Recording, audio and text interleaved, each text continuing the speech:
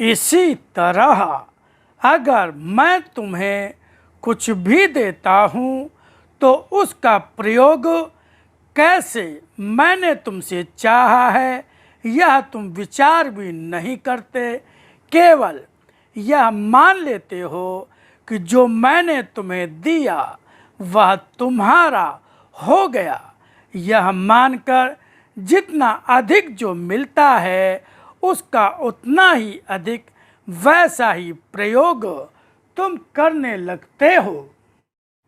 यहाँ मैं अपनी शक्ति और गति की बात कह रहा हूँ कि मैं अपने भक्त को गति और शक्ति दोनों ही देता हूँ, मगर पहले तो यह जानो कि ये गति और शक्ति कोई दो सिक्के भी नहीं हैं कि जिसे जब जो कोई चाहता है मैं उसे दे देता हूँ। इन्हें पाने का रास्ता तो वाणी अर्थात मेरा दर्शन है। इस रास्ते पर चलकर ही तो तुम्हें ये प्राप्त हो सकते हैं। गुरुर्ब्रह्मा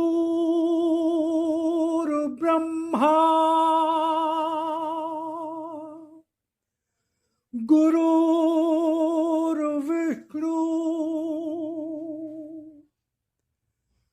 गुरुर्देवो महेश्वरा गुरुर्साक्षात् परब्रह्म तस्मै श्री गुरुवे नमः।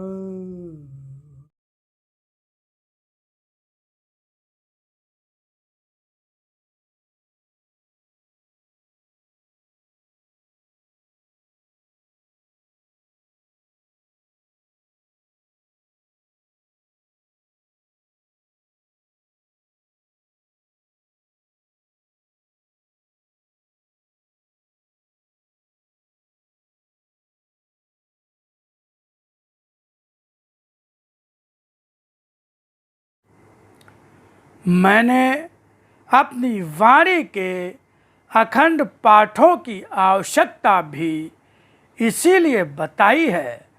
इसे पढ़ने वाले के जीवन में गति और शक्ति का संचार स्वतः होता है, मगर तुमने तो इसके पाठ में भी बंधन लगा रखे हैं।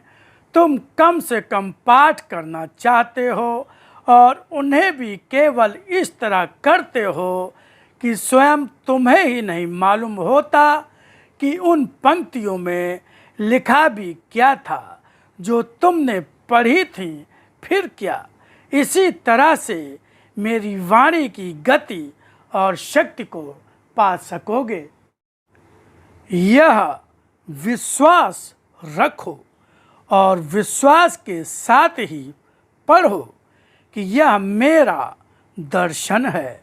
इसीलिए इसे पढ़ने के साथ साथ मुझे अपने साथ पाओ। मेरी वाणी की ज्ञान गंगा में स्नान करने वाले को जीवन में गति और शक्ति दोनों ही प्राप्त होगी।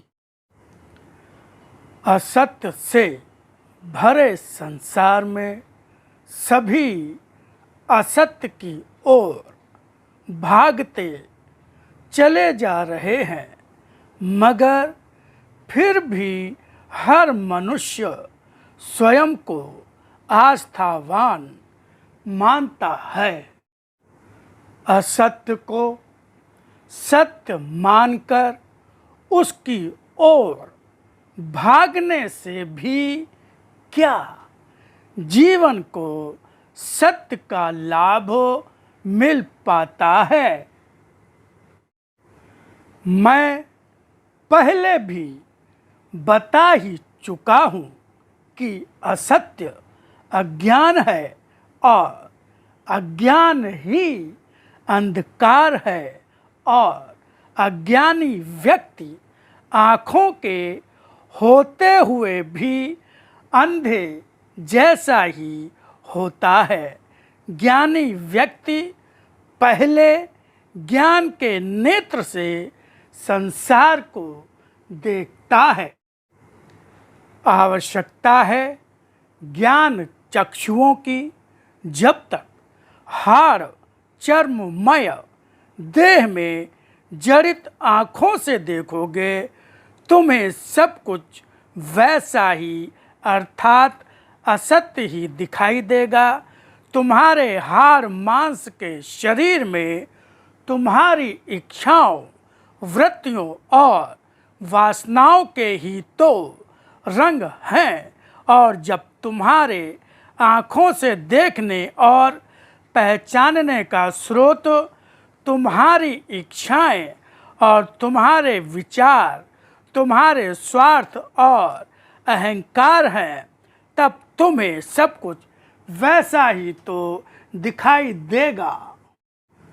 सत्य तुम्हारी आत्मा है और सत्य तुम्हारे नेत्रों की दृष्टि और पहचान का स्रोत नहीं है। अंधेरे में सब कुछ अंधेरा या काला दिखाई देता है। इसी तरह जब अज्ञान के अंधकार में घूमते रहते हो और ज्ञान चक्षु खुले नहीं होते, तब सब कुछ असत्य ही दिखाई देगा। किंतु तुम्हारी ये आँखें कितना कुछ देख सकती हैं।